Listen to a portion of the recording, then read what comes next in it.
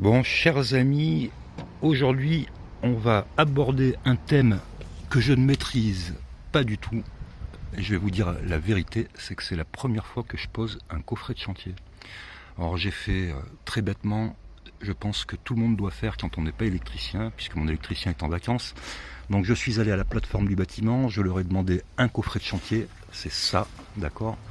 Le coffret de chantier, il est livré seul, on peut acheter des chaises en acier qui vont avec, et je crois que c'est à peu près tout. Donc visiblement, il est censé déjà être équipé. La seule chose donc que j'ai dû faire, c'est d'acheter du câble pour le raccordement. Je dis bien, c'est un coffret de chantier, c'est-à-dire que EDF va venir nous raccorder provisoirement. Donc il va y avoir très certainement le compteur au sens propre du terme qui va se retrouver ici, les fusibles qui vont se retrouver ici, et je pense que nous, on va tout simplement repartir d'ici.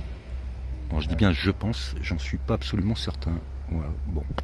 Et puis après, bien sûr, le disjoncteur, ou avant le disjoncteur, qui va nous permettre de protéger les équipements et les personnes.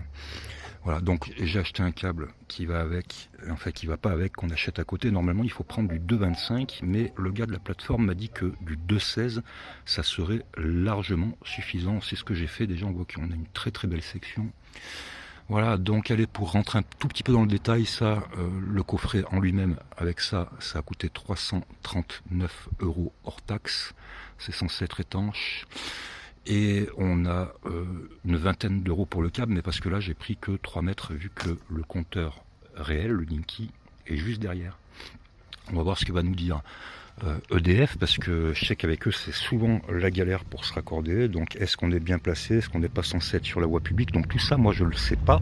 Mais vous pouvez me le dire en commentaire. Vous pouvez me donner vos avis et surtout vos expériences. Parce que je sais qu'à chaque fois que je fais poser un compteur de chantier par mon intervenant, à chaque fois, il y a toujours des problèmes.